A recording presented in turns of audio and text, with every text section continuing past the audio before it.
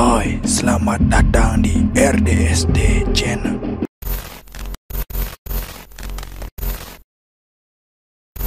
Kisah seorang anak yang hidup dalam lingkungan yang bisa disebut kurang baik, yang pada akhirnya melakukan pembunuhan di usia yang masih muda. Banyak pasti yang menghina dan menghujat para pelaku pembunuhan itu.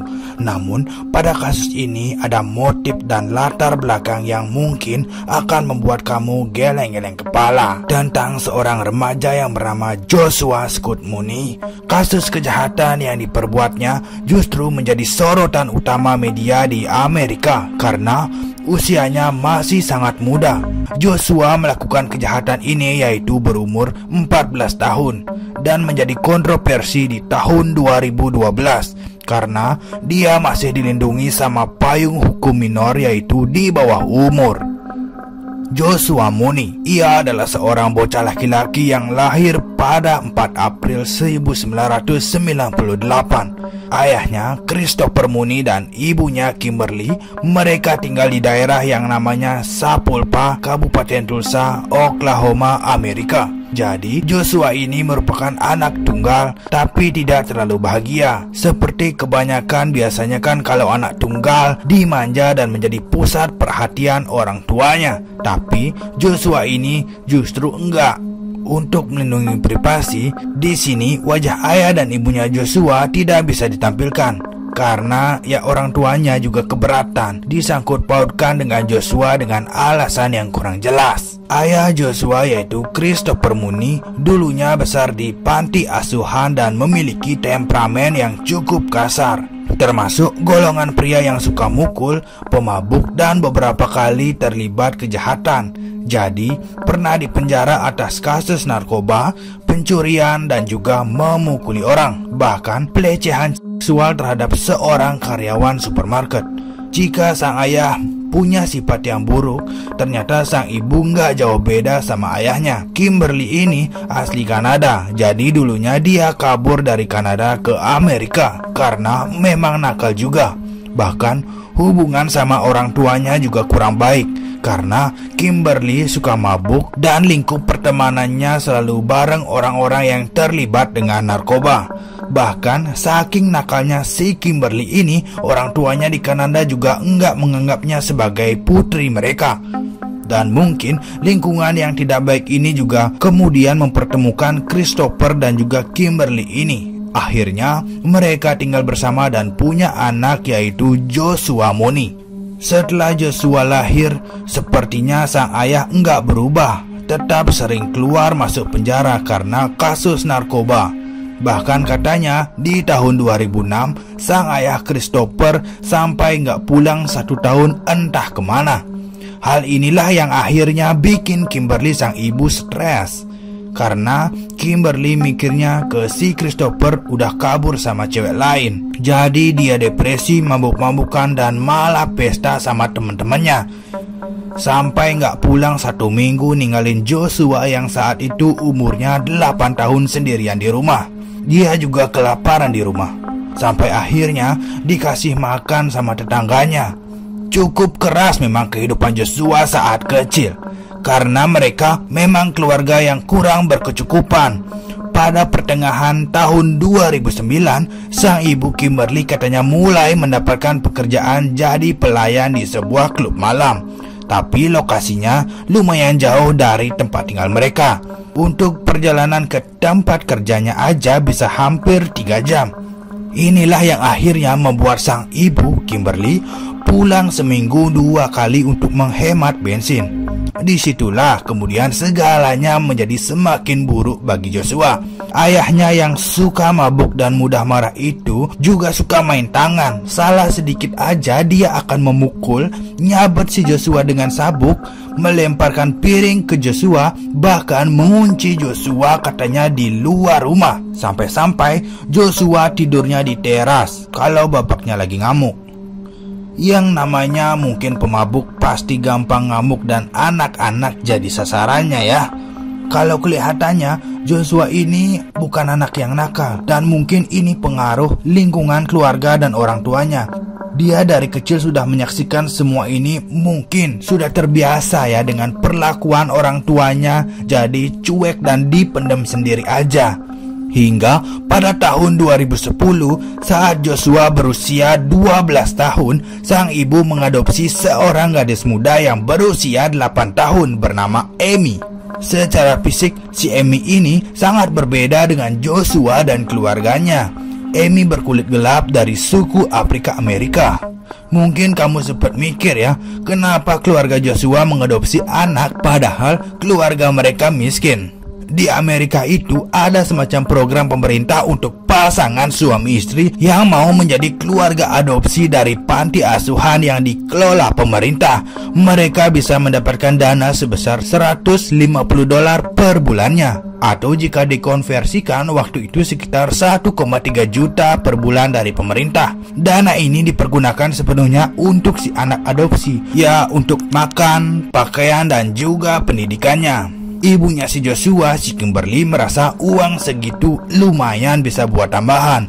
Padahal sama aja, keseringan dana yang didapat malah dipakai buat mabuk-mabukan sang ayah dan ibunya Joshua. Nah, ini agak bingung nih, kenapa orang tua seperti mereka dibilanglah pemabuk bisa lolos survei untuk jadi orang tua asuh. Nah, sekarang mungkin Joshua sudah punya teman di rumah, yaitu Amy. Dikala ibunya harus pulang 4 hari sekali karena kerja. Tapi ini justru semakin menyiksa si Joshua. Dia malahan jadi sering kena bully sama teman-temannya karena punya adik yang berkulit gelap. Sering diejekin dan bahkan mendapat perlakuan buruk secara fisik dari teman-teman sekolahnya maupun teman-teman di satu kompleks. Selain itu, ternyata sang ayah Christopher mau juga mukul sang adik Amy dengan ikat pinggangnya. Pernah katanya si Amy numpahin air minum lalu dikurung di kamar mandi sampai pagi. Dikurungnya berduaan sama Joshua. Di malam lainnya, mereka berdua dikunci di luar rumah saat salju turun, sampai ketiduran di bawah pohon hingga pagi. Cukup miris. Bahkan ada laporan sama ayah pernah juga melakukan pelecehan seksual terhadap Amy, namun Joshua dan Amy tidak berani melaporkan hal ini kepada siapapun, takut ayahnya ngamuk. Pada bulan Mei tahun 2011 dikatakan Christopher melakukan pencurian di sebuah kantor kas showroom mobil di Tulsa, Oklahoma, yang akhirnya membuat dipenjara beberapa bulan. Mungkin hal ini berat bagi sang ibu Kimberly, karena mikir nggak ada yang bisa jaga anak-anak kalau dia lagi kerja. Tapi namanya hidup harus terus berjalan. Kimberly tetap pergi kerja dan pulang 3 hari sekali. Dia biasanya ninggalin sereal dan juga sosis untuk bisa dikonsumsi Joshua dan Amy untuk 3 hari. Saat itu Joshua 14 tahun dan si Amy 10 tahun. Joshua katanya tidak terlalu sering berbicara dengan Amy karena Joshua ini agak pendiam dan juga agak misterius. Tapi dia nggak pernah meninggalkan Amy sendirian di rumah. Biasanya anak laki-laki gitu ya, kadang malu menunjukkan kasih sayangnya kepada adiknya. Kelihatan aja cuek, tapi dari jauh dia perhatiin dan punya caranya sendiri untuk mengungkapkannya. Sampai suatu saat menjelang Natal, si Amy cerita kepada Joshua katanya dia pengen pohon Natal dan juga hadiah Natal berupa boneka beruang yang besar. Mungkin saat itu Joshua cuek aja karena memang keluarganya kurang mampu. Nggak bakal punya dana untuk beli pohon Natal atau hadiah Natal. Tapi dia kepikiran sampai suatu saat ketika berjalan pulang dari sekolah, si Joshua ini nemu kartu nama seorang pemilik toko perhiasan yang tinggal di perumahan mewah Jenks. Nama wanita itu adalah Marley Robinson, usianya 66 tahun. Setelah mendapatkan kartu nama itu, katanya beberapa kali Joshua mendatangi rumah Marley yang dikatakan cukup besar dan mewah. Yang ada di kepalanya, dia ingin merampok rumah itu, membelikan pohon Natal dan juga hadiah untuk adik angkatnya. Bahkan saat malam hari dikatakan Joshua mengintip ke rumah mewah Marley dan tahu bahwa di situ Marley hanya tinggal berdua aja sama suaminya yang bernama Dick Robinson. Biasanya mereka pulang malam hari, jadi rumah itu kosong kalau di siang hari, dan Joshua mikir akan masuk ke sana pada siang harinya sepulang sekolah. Tibalah pada tanggal 17 Desember 2012. saat waktu pulang sekolah. Katanya si Joshua ini membawa pistol, berangkat menuju ke rumah Mary Robinson di Jenks. Dia masuk dari jendela kamar mandi sekitar jam 2 siang. Setelah berhasil masuk, ternyata dia langsung menuju ke ruang makan. Mungkin dia lapar kali ya. Ternyata di sana dia makan roti dengan diolesin peanut butter dan nyobain beberapa selai yang katanya dia belum pernah makan seumur hidupnya. Entah dari mana datangnya saat menikmati makanan itu, si Joshua kaget karena di ruang tamu nggak jauh dari ruang makan, mungkin cuma berjarak 3-4 meter, dia melihat seorang wanita berdiri menatapnya dengan wajah yang kaget, yang belakangan diketahui bahwa dia adalah putri tertua keluarga Robinson, namanya Mary Bresque. Nah, si Mary ini sebenarnya tinggal di Nevada dan memang niat hari itu datang untuk mendekor hiasan Natal di rumah kedua orang tuanya. Jadi si Joshua dan Mary ini kemudian sama-sama kaget dan saling pandang. Tatapan Mary mikir ada yang gak beres. Karena dia melihat sebuah pistol di meja makan, Mary lalu mulai berteriak dan jongkok serta tiarap. Tapi justru si Joshua yang panik dan grogi serta kaget menembakkan pistolnya membabi buta. Mungkin dia nggak tahu sebenarnya cara pakai pistol. Dikatakan peluru Joshua mengenai beberapa bantal di sofa saat Mary bilang jangan tembak, jangan tembak. Akhirnya Joshua berhenti sebentar dan menyuruh Mary masuk ke kantor ibunya Mary. Jadi si Joshua ngikutin dari belakang. Di dalam kantor dikatakan Mary mengatakan jangan tembak. Kamu mau apa? Bilang aja biar saya kasih. Lalu Joshua minta uang dan Mary memberikan beberapa lembar dolar. Namun sepertinya Joshua tetap tidak berpikir panjang, ketakutan dan panik, dan akhirnya dia menembaki lagi Mary yang kali ini kena kepala dan dadanya Mary. Joshua langsung kabur dengan membawa uang dan Mary pun meninggal dunia di tempat saat itu juga. Pihak kepolisian di lokasi kejadian ternyata menemukan kartu nama Mary Robinson. Setelah dicek di bagian belakang kartu nama itu, terdapat sebuah rute yang digambarkan oleh Joshua dari jarak rumahnya ke rumah Mary di Jenks. Selain dari CCTV di rumah mewahnya Mary, akhirnya polisi mendatangi daerah Sapulpa.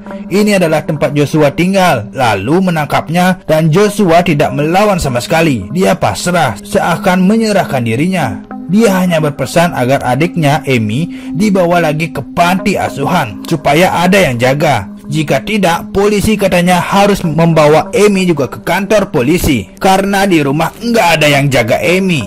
Ibunya lagi kerja di luar kota dan akhirnya polisi membawa Amy dan menyerahkannya pada panti asuhan tempat dulu dia tinggal.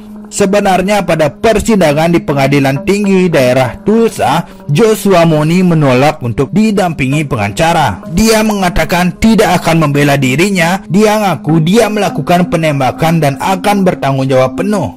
Namun hal ini justru katanya menjadi kontroversi saat itu, karena Badan Perlindungan Anak-anak menyatakan usia 14 tahun bagi Joshua nggak dapat dihukum berat dan hanya boleh dijatuhi hukuman rehabilitasi remaja. Bahkan sang hakim Cliff Smith katanya merasa apa yang terjadi terhadap Mary Bresque sangat fatal, sebab justru sudah merencanakannya jauh-jauh hari dan bisa terkena pasal berlipat, yaitu pembunuhan dan juga perampokan. Memang kalau di Amerika sepertinya hukuman terhadap kejahatan remaja ini masih banyak yang bela. Apalagi mereka tahu cerita dan motifnya Joshua merampok saat itu untuk apa.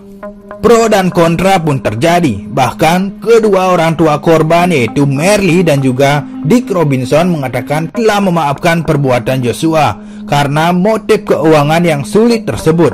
Namun mereka tetap membiarkan proses hukum berjalan sebagaimana harusnya. Dan untuk info tambahan, ternyata pengadilan menangguhkan sidang kasus ini sampai April 2014, menunggu Joshua ulang tahun ke-16 agar bisa dikenakan pasal dan hukuman untuk orang dewasa.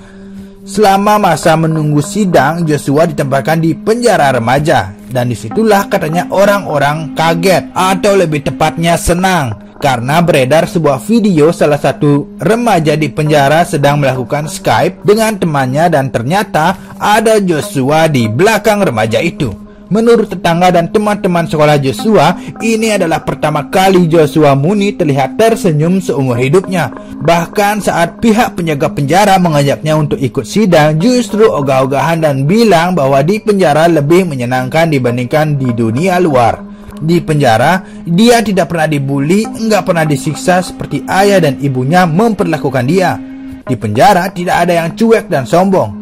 Tidak ada yang mencintai dia di dunia luar. Tapi kalau di dalam penjara, katanya dia sangat dicintai, bahkan oleh sipir-sipir penjara. Sampai pada 4 April 2014, setelah dipenjara selama 16 bulan, saat berulang tahun ke-16, Joshua Mooney dijatuhi vonis penjara 40 tahun atas pembunuhan tingkat 1 dan juga perampokan. Dipotong masa tahanan, dia boleh katanya mengajukan pembebasan bersyarat saat usianya 54 tahun. Dan orang tua Joshua tidak pernah hadir. Namun sebagian wartawan bilangnya orang tuanya hadir tapi ngumpet-ngumpet. Malahan orang tua korban yaitu Mary dan juga Dick Robinson yang katanya sering banget menjenguk Joshua ke penjara dan sering ngebawain makanan. Bagaimana menurut kamu tentang kasus ini? Apa orang tuanya ikut salah dalam kasus ini? Bahkan sampai anaknya divonis aja nggak ada tanggung jawabnya. Pada kasus ini kita belajar betapa pentingnya perhatian dan didikan orang tua kepada anaknya ya. Like video ini jika kamu suka dan berikan komentar, kritik dan saran yang membangun. Buat yang baru pertama mampir di channel ini, klik tombol subscribe dan nyalain notifikasinya agar kamu jadi orang pertama yang tahu video terbaru dari channel ini. Tetaplah berbuat baik dan damai selalu. Bye.